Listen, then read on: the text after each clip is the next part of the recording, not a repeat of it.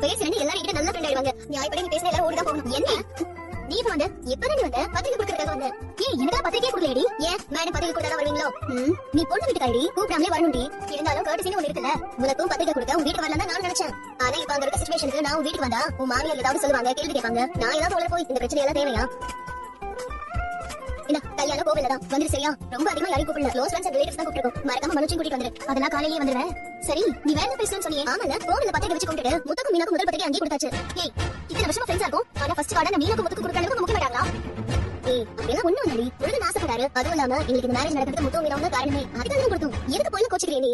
இது சொல்லதான் நீ வரசலையா? அது மட்டும் இல்ல, உன் அம்மா மீனா வீட்டுக்கு போய் விஷ கூப்பிடும் போது விஷ முத்து மீனா கூட இருந்தா முத்த முதல் ரவுடி ஆயிடுவான்னு சொன்னாங்க. ஆமா நான் தான் சொல்ல சொன்னேன். இப்ப என்ன உங்க அம்மா அப்படி பேசுறவங்க இல்ல, நீங்க அப்படி பேச சொல்லிட்டு எனக்கு நல்லா தெரியும். அன்னைக்கு அப்படி பேசுறதுக்காக ஆண்டி அழுத்திட்டு இருந்தாங்க. விஜய் எதுக்கு பத்தி பேசிட்டு இருக்க? அதான் முடிச்சு போச்சுல. எங்க முடிஞ்சது? மீனா என்கிட்ட விஷயோட அம்மா முத்துவை பத்தி தப்பா நினைச்சிட்டு இருக்காங்க. அவங்க கிட்ட நான் பேசி புரிய வைக்கணும். மகேஸ்வரி கிட்ட சொல்லி விஷயோட அம்மா நம்ம வாங்கி தாங்கன்னு கேக்குறாங்க.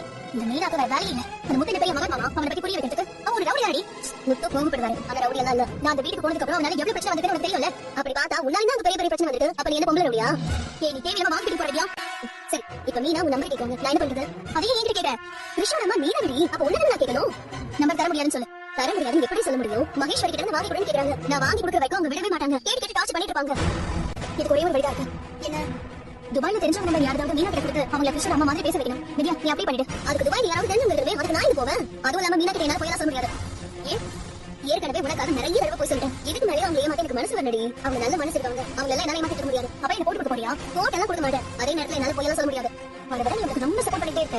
அவனை கொஞ்ச நாள் தானே உனக்கு தெரியும். நீ பாரு ரோகிணி, நீ செய்யற எல்லா தப்புக்கும் கூட இருக்கவங்களும் உனக்கு சப்போர்ட் பண்ணணும்னு நினைக்கிறேன். அதான் உனக்கு இருக்கிற பெரிய பிரச்சனை. இப்ப என்ன சொல்ற? அந்த வீணா நல்லவன் நான் கேட்டடா. அப்ப எதுக்கு நீ கூட ஃப்ரெண்டா இருக்க? இல்லடி இப்ப நீ சண்படி எதுவும் ஆக போறது இல்ல.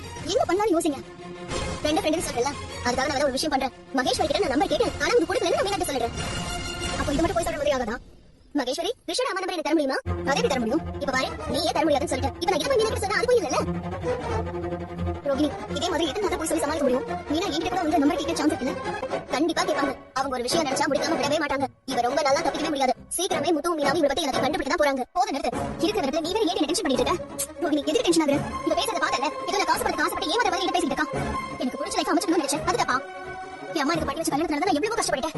இந்த லைஃப் யாச்சும் நான் காப்பாத்திக்கணும்னு நினைக்கிறேன். இதுவே போயிடுச்சுன்னா எனக்கு லைஃப்ல என்னடி இருக்கு? சரி நீ காமா இரு.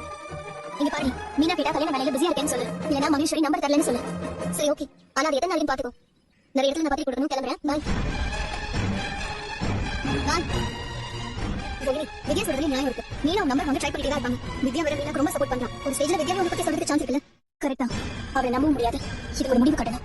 அந்த மீனா என் பக்கம் வரவே கூடாது. பேசோட அம்மா யாருன்னு தேடவும் கூடாது. அது எப்படி முடியும்? மீனா லைஃப்ல எந்த பிரச்சனையுமே இல்ல, அதனால அடுத்த லைஃப்ல தலையிடா.